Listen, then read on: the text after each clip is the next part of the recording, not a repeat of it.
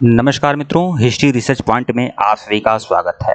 जैसा कि आप लोग जानते हैं कि हमारे द्वारा यह कहा गया था कि बिहार स्टेट पेपर 1 और पेपर 2 की तैयारी इतिहास सब्जेक्ट की मैं कराऊंगा। लेकिन जैसा कि आप लोग जानते हैं कि अब इसका डेट पूरी तरह से डिसाइड हो चुका है। 4 सितंबर से लेकर 15 सितंबर के मध्य आप लोग का बिहार स्टेट की परीक्षा होगी।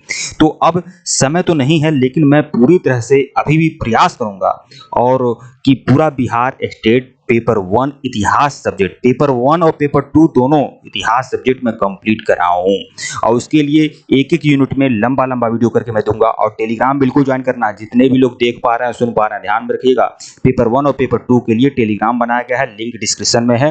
हिस्ट्री रिसर्च पॉइंट का टेलीग्राम ज्वाइन कर लीजिएगा। और टेलीग्राम पर बहुत सारे मटेरियल आपको मिलेंगे, सूचना मिलती रहेगी। लेकिन आप लोग को बता दूं, अगर आप लोग पूरा कोर्स परचेज करना चाहते हैं सिर्फ और सिर्फ बहुत कम पैसे में मैं आपको दूंगा, ओनली 200 में आपको पूरा का पूरा मटेरियल मिल जाएगा। इतिहास पेपर 1 और पेपर 2 का पूरा नोट्स आपको दूंगा, ठीक है, पूरा नोट्स आपको दूंगा पेपर 1 और पेपर 2 का इतिहास सब्जेक्ट का। तो जिनको भी चाहिए वो लोग हमारे ऑफिशियल व्हाट्सएप नंबर पर मैसेज कर सकते हैं। ऑफिशियल व्हाट्सएप नंबर डिस्क्रिप्शन में भी है, ऊपर भी शो हो रहा है और यहाँ पर भी है। ले लीजिएगा आप लोग, केवल ओनली 200 में आप लोगों को मिलेगा। पूरा नोट्स भी मिलेगा और पूरी टेस्ट सीरीज भी आप लोगों को मिलेगी। 1375 क्वेश्चन की टेस्ट सीरीज मिलेगी, 5500 वन लाइनर सीरीज मिलेगा और साथ ही साथ यह नोट्स भी आप लोग को देने का प्रयास करूंगा। ये सब सारे नोट्स हैं आपको। और बिहार स्टेट पेपर 1 का है और पेपर 1 और पेपर 2 दोनों का है, ओनली 200 में, ओनली 200। अब कमिटमेंट कर चुका हूँ, हालांकि बहुत कम है, बहुत कम रखा गया है। मैं इतना कम रखना नहीं चाहता था। झारखंड पीजीटी आदि के लिए मैं 400-500 तक मैं रखा था, लेकिन बहुत कम समय है तो इसीलिए मैं यह रखा हूँ। आइए शुरुआत करते हैं। देखिए, पहली जो यूनिट है पेपर 2 के लिए, उसमें सिंधु घाटी सभ्यता है। पूरा सिंधु घाटी सभ्यता आज एक ही वीडियो में मैं आपका कंप्लीट करता हूं। और एक बात और आपको बता दूं, छाती ठोक कर डंके की चोट पर सुई की नोक पर यह बातें बोल रहा हूं, ऐसी बातें कोई नहीं बोलेगा। अगर मैं जो भी पढ़ा रहा हूं, जो भी यूनिट पढ़ा रहा हूं, अगर वहां से जैसे सिंधु घाटी सभ्यता अगर आज हमने पढ़ाया, तो पेपर 1 और पेपर 2 में अगर सिंधु घाटी सभ्यता से एक प्रश्न आया तब भी इसी से आएगा, और 10 प्रश्न भी आए तब भी इसी वीडियो से आएगा। यह बातें हिस्ट्री रिसर्च पॉइंट बोल सकता है, बाकी लोग नहीं बोल सकते हैं। और टेलीग्राम आप सभी लोग को ज्वाइन करना है, पेपर 1 और पेपर 2 दोनों के लिए, और इतिहास सब्जेक्ट का टेलीग्राम है, इसलिए आप लोग बिल्कुल ज्वाइन करिएगा, ठीक है। आइए शुरुआत करते हैं। सिंधु सभ्यता, देखिए सिंधु घाटी सभ्यता। देखिए मैं थोड़ा सा मैं अपनी स्पीड जल्दी ही तेज ही करूँगा, और ऐसा नहीं है कि स्पीड में बहुत घटाने वाला नहीं हूँ। और यूट्यूब पर इस प्रकार की सुविधा है, आप हमारे स्पीड को अपनी इच्छा अनुसार घटा और बढ़ा सकते हैं। आप इधर बगल में जाइएगा दाएं साइड, तो 3 डॉट बना होगा, उसी 3 डॉट पे क्लिक करिएगा तो आप हमारे स्पीड को स्लो भी कर सकते हैं और हाई भी कर सकते हैं, ठीक है। मैं अपनी स्पीड पे रहूँगा। रेडियो कार्बन पद्धति है, देखिए सिंधु घाटी सभ्यता में रेडियो कार्बन पद्धति है C14। तो C14 जैसी नवीन विश्लेषण पद्धति के द्वारा सिंधु सभ्यता की सर्वमान्य तिथि 2450 से लेकर 1750 तक। ये आमतौर पर है 2400 से 1700 लिखा है, लेकिन आप आमतौर पर जानिए 2350 से लेकर 1750 सिंधु घाटी सभ्यता की सर्वमान्य तिथि है। और ये जो सर्वमान्य तिथि आई है कहाँ से आई है? रेडियो कार्बन पद्धति C14 के द्वारा ही किसी भी सभ्यता का काल निर्धारण किया जाता है। तो 2350 से 1750 तक इसका काल निर्धारण है सिंधु घाटी सभ्यता का। सिंधु सभ्यता की खोज किसने किया था? राय बहादुर दयाराम साहनी ने किया था। राय बहादुर दयाराम साहनी ने सिंधु सभ्यता का खोज किया था, राय बहादुर दयाराम साहनी ने।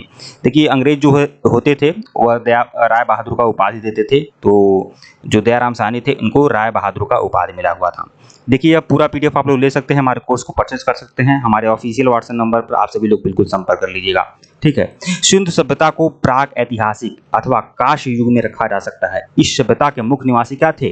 देखिए सिंधु घाटी सभ्यता जो है वो प्राक ऐतिहासिक व कांस्य युग है, बहुत मोस्ट इंपॉर्टेंट है। कांस्य युग में रखा जाता है सिंधु घाटी सभ्यता को, कांस्य युगीन सभ्यता है, ठीक है। इस सभ्यता के निवासी कौन से हैं? तो हमेशा आएगा कि द्रविड़ हैं, कि भूमध्य सागरी हैं, अल्पाइन हैं, मंगोलायड हैं। तो ये देखिए बहुत सारे विद्वानों का अलग अलग मत है, लेकिन सिंधु सभ्यता के जो बहुत सारे विद्वानों का ज्यादातर सर्वमान्य मत यही है कि सिंधु सभ्यता के जो निवासी थे वो द्रविड़ और भूमध्य सागरी थे, ठीक है। सिंधु सभ्यता के सर्वाधिक पश्चिमी पुरास्थल, देखिए सिंधु घाटी सभ्यता जो है देखिए ऐसे है। उत्तर में मांडा से लेकर दक्षिण में दायमाबाद, ठीक है, दायमाबाद महाराष्ट्र में, और पूर्व में आलमगीरपुर, ठीक है, आलमगीरपुर है, और पश्चिम में सुतकांगेडोर तक। इतनी बड़े क्षेत्रफल पर सिंधु घाटी सभ्यता का विस्तार है। उत्तर से दक्षिण जो इस सिंधु घाटी सभ्यता की लंबाई है वह है 1400 किलोमीटर, और पूर्व से पश्चिम जो सिंधु घाटी सभ्यता की लंबाई है वह है 1600 किलोमीटर, ठीक है, तो यह बात जानना था। यही बात है यहाँ पे लिखी हुई है। सिंधु सभ्यता की सर्वाधिक पश्चिमी पुरास्थल वो क्या है? दास नदी के किनारे सुतकांगेडोर। ये सुतकांगेडोर जो है वो दास नदी के किनारे है बलूचिस्तान में। पूर्वी पुरास्थल जो है हिंडन नदी के किनारे आलमगीरपुर मेरठ जिला में पड़ता है, ठीक है। और उत्तरी पुरास्थल जो है चिनाव नदी के किनारे अखनूर के निकट मांडा में है, ठीक है। मांडा किस नदी किनारे है? चिनाव नदी किनारे है। और दक्षिणी पुरास्थल जो है गोदावरी नदी के तट पर दाइमाबाद है। दाइमाबाद कहाँ है? महाराष्ट्र के अहमदनगर में, ठीक है। देखिए, सिंधु सभ्यता या सैंधव सभ्यता नगरीय सभ्यता थी। सैंधव सभ्यता से प्राप्त परिपक्व अवस्था वाले स्थलों में से केवल 6 को ही बड़े नगरों की संज्ञा दी जाती है। देखिए, सिंधु सभ्यता में वैसे बहुत सारे नगर हैं सिंधु सभ्यता में, लेकिन 6 बड़े नगर हैं सिंधु सभ्यता में। वो कौन कौन से हैं? मोहनजोदड़ो है, हड़प्पा है, गढ़वारी वाला है, धौलावीरा है, राखीगढ़ी है और कालीबंगन है। ये सिंधु सभ्यता के 6 बड़े नगर हैं। 6 बड़े नगर हैं, एकदम बहुत ही जबरदस्त। इतना बढ़िया मटेरियल आपको कोई नहीं देगा, परीक्षा होने तक रगड़ मारिए, ठीक है। स्वतंत्रता प्राप्ति के पश्चात हड़प्पा संस्कृति के सर्वाधिक स्थल जो खोजे गए हैं गुजरात में खोजे गए हैं। यह भी बहुत मोस्ट इंपॉर्टेंट है, बार बार पूछा जाने वाला प्रश्न है कि सिंधु सभ्यता के सर्वाधिक स्थल कहाँ से खोजे गए हैं? गुजरात में खोजे गए हैं।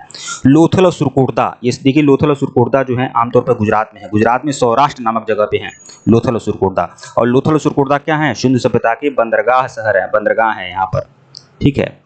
जूते हुए खेत कहाँ से मिले हैं? जूते हुए खेत जो मिले हैं जूते हुए खेत, देखिए जूते हुए खेत का साक्ष्य कहाँ से मिला है? कालीबंगन से मिला है। नक्काशीदार ईंटों के साक्ष्य भी कालीबंगन से मिले हैं। मतलब एक ऐसा ईंट मिला हुआ है कालीबंगन से जिस पर नक्काशी की गई है, नक्काशी कलाकारी की गई है, अलंकृत ईंट, इसे अलंकृत ईंट भी बोला जाता है और नक्काशीदार ईंट भी बोला जाता है। ये नक्काशीदार या अलंकृत ईंट कहाँ से मिला है? कालीबंगन से मिला है। कालीबंगन कहाँ है? राजस्थान में है। कालीबंगन जो है राजस्थान में है। कहाँ? घग्गर नदी के किनारे, घग्गर नदी के किनारे, ठीक है। मोहनजोदड़ो से प्राप्त स्नानागार संभवतः सैंधव सभ्यता की सबसे बड़ी इमारत है। सैंधव सभ्यता की सबसे बड़ी इमारत कौन सी है? तो क्या है? स्नानागार। स्नानागार देखिए, स्नानागार यहाँ पर है, लेकिन कहीं कहीं अन्नागार भी माना जाता है। तो आमतौर पर अन्नागार आप ध्यान रखिएगा, अगर अन्नागार रहेगा तो अन्नागार ही मानिएगा सैंधव सभ्यता की सबसे बड़ी इमारत। लेकिन हालांकि यहाँ पर स्नानागार है, लेकिन अगर अन्नागार रहेगा तो अन्नागार ही सैंधव सभ्यता की सबसे बड़ी इमारत माना जाता है। दोनों माना जाता है, ठीक है। अब देखिए, सिंधु काल में विदेशी व्यापार कैसे होता था? कुछ वस्तुएं आयात करवाई जाती थी सिंधु सभ्यता में। तो किन किन वस्तुओं का आयात होता था? तांबा का आयात सिंधु सभ्यता के लोग करते थे। लेकिन तांबा का आयात कहाँ से करते थे भाई? तो वह राजस्थान के खेतड़ी से करते थे, बलूचिस्तान से करते थे, ओमान से करते थे। इन तीनों जगहों से तांबा सिंधु सभ्यता के निवासी मंगवाया करते थे। फिर देखिए, चांदी सिंधु सभ्यता के लोग मंगवाते थे। चांदी कहाँ से मंगवाते थे? अफगानिस्तान से और ईरान से चांदी मंगवाते थे, ठीक है। आयातित वस्तुएं, देखिए आपको टेलीग्राम बिल्कुल ज्वाइन करना है, टेलीग्राम बिल्कुल ज्वाइन कर लीजिएगा। आगे आप लोग कोई भी इतिहास का असिस्टेंट प्रोफेसर की तैयारी कर रहे हैं या टीजीटी पीजीटी तैयारी कर रहे हैं तो वो हिस्ट्री रिसर्च पॉइंट करके टेलीग्राम बनाया हूँ, लिंक डिस्क्रिप्शन में बिल्कुल ज्वाइन कर लीजिएगा।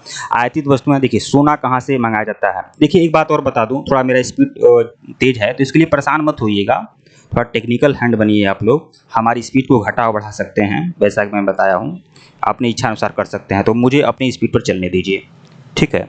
आयातित वस्तुएं हैं। सोना कहाँ से आयात किया जाता? सिंधु घाटी सभ्यता के लोग आयात करते थे कर्नाटक से, अफगानिस्तान से और ईरान से। टीन कहाँ से आयात करते थे सिंधु सभ्यता के निवासी? अफगानिस्तान और ईरान से। देखिए फिर देखिए, गोमेद सिंधु सभ्यता के लोग कहाँ से आयात करते थे? सौराष्ट्र से। सौराष्ट्र से, गुजरात का एक भाग है सौराष्ट्र, ठीक है। शीशा भी आयात करते थे। ये सब सारी वस्तुएं सिंधु सभ्यता के लोग आयात करते थे। शीशा कहाँ से आयात करते थे? ईरान से, ठीक है। अब मोहनजोदड़ो से प्राप्त बृहत स्नानागार, मोहनजोदड़ो में जो बहुत बड़ा स्नानागार मिला है इसके बारे में यह जानकारी है। तो देखिए मोहनजोदड़ो में क्या क्या मिला है? स्नानागार। स्नानागार कहाँ से मिला है? मोहनजोदड़ो से मिला है। आएगा परीक्षा में, स्नानागार का साक्ष्य कहाँ से मिला है? मोहनजोदड़ो से मिला है, हड़प्पा से मिला है, लोथल से मिला है, कालीबंगा से मिला है। तो आप ध्यान रखिएगा, मोहनजोदड़ो से ही विशाल स्नानागार के साक्ष्य मिले हैं, ठीक है। स्नान कुंड जो है, स्नानागार है, वह 11.88 मीटर लंबा है, 7.01 मीटर क्या है? चौड़ा है और 2.43 मीटर गहरा है। ये चीज़ें कभी कभी फिट में भी रहती हैं, तो आप उसी हिसाब से मीटर याद रखेंगे तो फिट से आप गुणा कर लेंगे, ठीक है। अग्निकुंड कहाँ से मिला है? अग्निकुंड के साक्ष्य मिले हैं लोथल से और कालीबंगन से। 2 जगहों से अग्निकुंड का साक्ष्य मिला है। मोहनजोदड़ो से प्राप्त एक सील पर, मोहनजोदड़ो से प्राप्त एक सील पर, सील मतलब पत्थर पर, मोहनजोदड़ो से प्राप्त एक सील पर 3 मुख वाले देवता का अंकन मिला है। मतलब एक ऐसे देवता हैं जिनकी तीन तीन मुख है, ठीक है, तीन मुंह है इनका, ठीक है। और इन्हें क्या कहा गया है? पशुपतिनाथ कहा गया है, पशुपतिनाथ, ठीक है।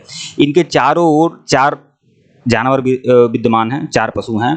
इन पशुओं का नाम आप लोग जरूर ध्यान में रखिएगा, हाथी, गैंडा, चीता और भैंसा। हाथी, गैंडा और चीता, भैंसा जो है पशुपतिनाथ हैं, इनके तीन मुख हैं, ठीक है।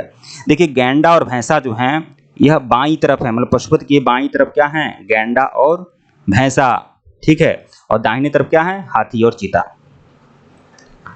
मोहनजोदड़ो से नर्तकी की कांस्य की मूर्ति मिली है। नर्तकी की जो कांसे की मूर्ति मिली है, यह कहाँ से मिली है? मोहनजोदड़ो से। अरे उसी मोहनजोदड़ो से जहाँ मोहनजोदड़ो से स्नानागार मिला हुआ है, नर्तकी की मूर्ति मिली है। और यह नर्तकी की मूर्ति किस धातु की है? कांसे की है।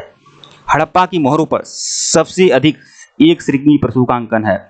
हड़प्पा की मोहरों पर सबसे अधिक क्या है? एक श्रृंगी पशु, मतलब एक ऐसे पशु का अंकन है जिसका एक ही सिंह है, यह हड़प्पा की मोहर में है।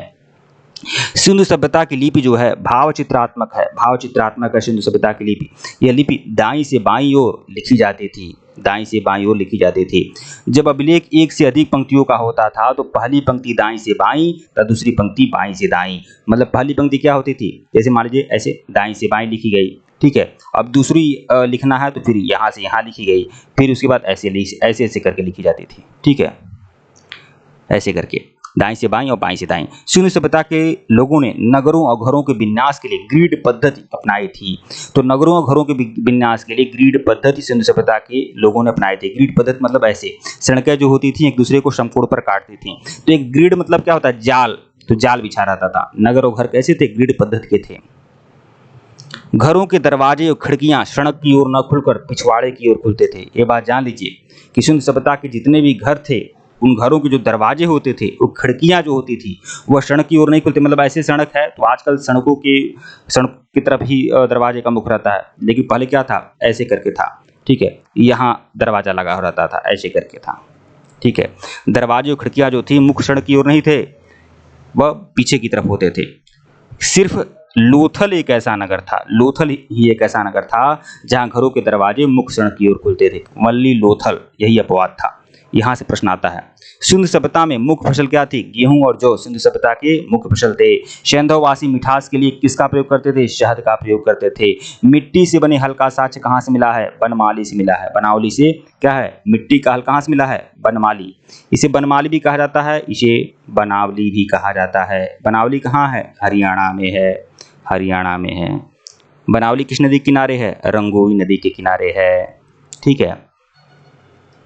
रंगपुर और लोथल से चावल के दाने मिले हैं जिनमें धान की खेती होने का प्रमाण मिला है। देखिए धान की खेती होने का प्रमाण कहाँ से मिला है? रंगपुर से और लोथल से। धान की भूसी का साक्ष्य भी लोथल और रंगपुर से मिला है, ठीक है। इससे क्या पता चलता है? यहाँ पर चावल की खेती होती थी, धान की खेती होती थी। लोथल और रंगपुर कहाँ है? गुजरात में है, गुजरात में है, ठीक है। चावल के प्रथम साक्ष्य कहाँ से मिले हैं? लोथल से ही प्राप्त होते हैं। सुरकोटदा, कालीबंगा और लोथल से सैंधव कालीन घोड़े के अस्थिपंजर मिले हैं।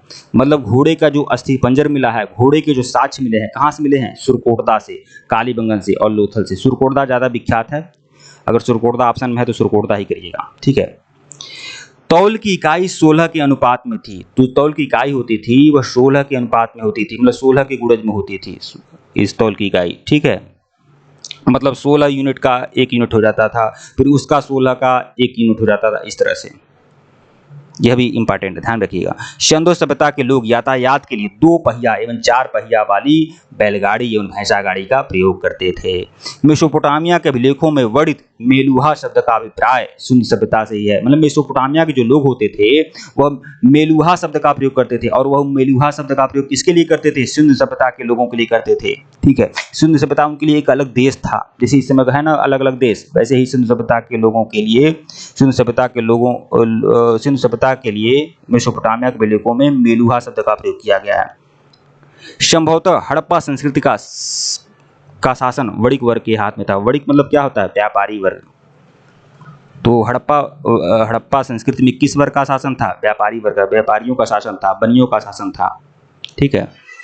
पिगट ने, देखिए एक इतिहासकार थे पिगट महोदय, तो पिगट महोदय ने हड़प्पा और मोहनजोदड़ो को एक विस्तृत साम्राज्य की जुड़वा राजधानी कहा है। मतलब हड़प्पा और मोहनजोदड़ो को जुड़वा राजधानी कहा है, किसकी? एक विस्तृत साम्राज्य की, मतलब सिंधु घाटी सभ्यता इतना बड़ा विशाल था, उत्तर से दक्षिण तक इतना विशाल था, पूर्व से पश्चिम तक इतना विशाल सिंधु घाटी सभ्यता थी। तो उसकी जुड़वा राजधानी, मतलब दो बड़े नगर थे, हड़प्पा मोहनजोड़ो।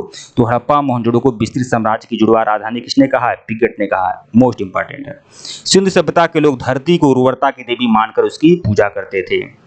वृक्ष पूजा, शिव पूजा के प्रचलन के साथ कहाँ से मिले हैं? सिंधु सभ्यता से मिलते हैं। मतलब सिंधु सभ्यता के लोग वृक्ष पूजा करते थे, शिव जी की पूजा करते थे। वृक्ष पूजा में किस वृक्ष की पूजा करते थे सिंधु सभ्यता के लोग? पीपल की पूजा करते थे। स्वास्तिक चिन्ह संभवतः हड़प्पा सभ्यता की देन है। देखिए स्वास्तिक चिन्ह जो है हड़प्पा सभ्यता की देन है। इस चिन्ह से सूर्योपासना का अनुमान लगाया जाता है कि सूर्य, भगवान सूर्य की उपासना होती थी। ठीक है, भगवान सूर्य का यह प्रतीक है स्वास्तिक। सिंधु घाटी के नगरों में किसी भी मंदिर के अवशेष नहीं मिले हैं। यह भी प्रश्न उठता है कि सिंधु सभ्यता के किसी नगर में मंदिर के अवशेष मिलते हैं कि नहीं? तो मंदिर के अवशेष नहीं मिलते हैं। सिंधु सभ्यता में मातृ देवी की उपासना सर्वाधिक प्रचलित थी। मातृ देवी की पूजा सिंधु सभ्यता में होती थी। पशुओं में कुबड़ वाला सांड, देखिए कुबड़ वाला सांड यानी बैल की पूजा होती थी। इस सभ्यता के लोगों के लिए विशेष पूजनीय था कुबड़ वाला सांड। स्त्री मृण मूर्तियाँ, मिट्टी की मूर्तियाँ होती थी, स्त्री की मृण मूर्ति बनती थी। अधिक मिलने से ऐसा अनुमान लगाया जाता है कि सेंधो समाज मातृसत्तात्मक था। तो सेंधो समाज देखिए मातृसत्तात्मक था। इसके विपरीत जो वैदिक काल था, वैदिक काल की सभ्यता थी वह पितृसत्तात्मक थी। ठीक है, तो सिंधु सभ्यता कैसी थी? मातृसत्तात्मक थी। सैंधववासी सूती और ऊनी वस्त्रों का प्रयोग करते थे। सूती वस्त्रों का भी प्रयोग करते थे और ऊनी वस्त्रों का भी प्रयोग सैंधववासी करते थे। मनोरंजन के लिए सैंधववासी मछली पकड़ने का काम करते थे, शिकार करते थे, पशु पक्षियों को आपस में लड़ाते थे, चौपड़ खेलते थे। चौपड़ मतलब शतरंज और पासा खेलते थे। ठीक है, ये सभी क्या थे? मनोरंजन के साधन थे सिंधु सभ्यता के लोगों के लिए। सिंधु सभ्यता के लोग काले रंग से डिजाइन किए हुए लाल मिट्टी के बर्तन बनाते थे। सिंधु घाटी के लोग तलवार से क्या थे? परिचित नहीं थे, तलवार नहीं चलाते थे, तलवार से परिचित नहीं थे सिंधु सभ्यता के लोग। देखिए यहाँ पर देखिएगा, सिंधु सभ्यता के लोग काले रंग से डिजाइन किए हुए लाल मिट्टी के बर्तन बनाते थे। ध्यान रखिएगा, जो सिंधु सभ्यता के लोगों का जो मिट्टी का बर्तन होता था यह क्या था? लाल होता था, लाल रंग का होता था। ठीक है, और उस पर डिजाइनिंग जो होती थी वह काले रंग की होती थी। यह ध्यान रखिएगा। कालीबंगन एक मात्र हड़प्पाकालीन स्थल है जिसका निचला शहर भी किले से घिरा हुआ है। देखिए कालीबंगन एक शहर है, कालीबंगन में दो भाग में बटा होता था कोई भी शहर। तो जो निचला नगर होता था वह भी क्या था? किले से घिरा रहता था। कालीबंगा का अर्थ क्या है? काले रंग की चूड़ियाँ। यहाँ से पूर्व हड़प्पा स्तर के खेत जोते जाने और अग्नि पूजा के साक्ष्य मिलते हैं। ठीक है, मतलब पूर्व हड़प्पा मतलब यह है कि सिंधु सभ्यता से पहले भी, मतलब बहुत पहले जो सिंधु घाटी सभ्यता विकसित हुई थी, तो सबसे पुरानी जो सभ्यता है सिंधु घाटी सभ्यता की स्थल है वह कालीबंगन है। इसीलिए कहा पूर्व हड़प्पा स्तरों के खेत जोते जाने का उल्लेख है कालीबंगा में। ठीक है, कालीबंगा से ही अग्नि पूजा के साक्ष्य मिलते हैं। मतलब अग्निकुंड कहाँ से मिला है? लोथल से भी मिला है और कालीबंगा से भी मिला है।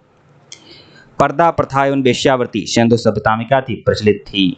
शवों को जलाने और गाड़ने यानी दोनों प्रथाएं सिंधु सभ्यता में प्रचलित थी।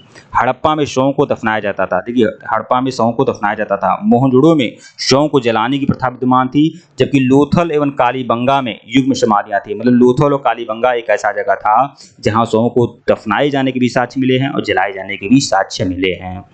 शवों को जलाने एवं गाड़ने यानी दोनों प्रथाएं प्रचलित थीं। हड़प्पा में शवों को दफनाने और मोहनजोड़ो में जलाने की प्रथा विद्यमान थी। लोथल एवं कालीबंगा में युग्म समाधियां मिली हैं। मतलब लोथल और कालीबंगा एक ऐसा नगर था जहां शवों को दफनाया भी जाता था और जलाया भी जाता था। सिंधु सभ्यता का विनाश का संभवतः सबसे प्रभावी कारण बाढ़ है। अच्छा, बहुत सारे विद्वानों का अलग अलग मत है कि सिंधु सभ्यता कैसे इस महान सभ्यता का नाश हुआ। तो ज्यादा जो सटीक मत है, ज्यादा सर्वमान्य मत है, वो बाढ़ ही है। ऐसा ही अनुमान लगाया जाता है कि सिंधु सभ्यता का जो नाश हुआ था, विनाश हुआ था, वह बाढ़ के कारण हुआ था। सिंधु सभ्यता में सिंधु नदी में बहुत बाढ़ आ गई थी, इसीलिए सभ्यता का नाश हो गया। मोहनजोदड़ो एक फिल्म है, मूवी है इनका, ऋतिक रोशन का, उसमें भी दिखाया गया है सिंधु सभ्यता के विनाश का कारण बाढ़ ही बताया गया है। ठीक है, आग से पकी हुई मिट्टी को टेराकोटा कहा गया है। आग से पकी हुई मिट्टी को क्या कहा गया है? टेराकोटा। टेराकोटा उद्योग भी होता है जहां मिट्टी के खिलौने, बर्तन आदि बनाए जाते हैं। तो यह देखिए बहुत कम समय में और बहुत गागर में सागर भरने का प्रयास किया हूं, और देखिए सिंधु सभ्यता का यह पूरा का पूरा क्लोज हो गया है। हम ये नहीं कह रहे हैं कि ये बहुत ज़्यादा है, पूरा का पूरा मैंने इसमें कर दिया है, लेकिन कुछ न पढ़ने से अच्छा है इसे अगर आप पढ़ लेंगे तो बहुत समझिए गागर में सागर भरने का प्रयास हमने किया है। इतना जो सबसे महत्वपूर्ण पॉइंट है वो मैंने आपको दिया हुआ है, ठीक है। और कम से कम इतना आप कर लीजिए, 1 यूनिट आपका कंप्लीट हो गया है। और टेलीग्राम बिल्कुल ज्वाइन करिएगा, टेलीग्राम का लिंक डिस्क्रिप्शन में है, टेलीग्राम। और हमारे ऑफिशियल व्हाट्सएप नंबर पर मैसेज कर लीजिएगा, ठीक है। ऑफिशियल व्हाट्सएप नंबर पर जब आप मैसेज कर लेंगे तो इसमें ओनली 200 में आपको देखिए बहुत कुछ मिलेगा। 1375 MCQ मिलेगा, 5500 वन लाइनर सीरीज मिलेगा, साथ ही यह सब सारे नोट्स आपको उपलब्ध कराएंगे, ठीक है। और ओनली 200 में हमारे ऑफिशियल व्हाट्सएप नंबर पर मैसेज कर लीजिएगा। फोन पे पेटीएम नंबर यही है, पेमेंट करके स्क्रीनशॉट भेजिएगा। ऊपर भी ऑफिशियल व्हाट्सएप नंबर दिख रहा है। टेलीग्राम आप सभी लोग को ज्वाइन करना है। धन्यवाद आप लोग को।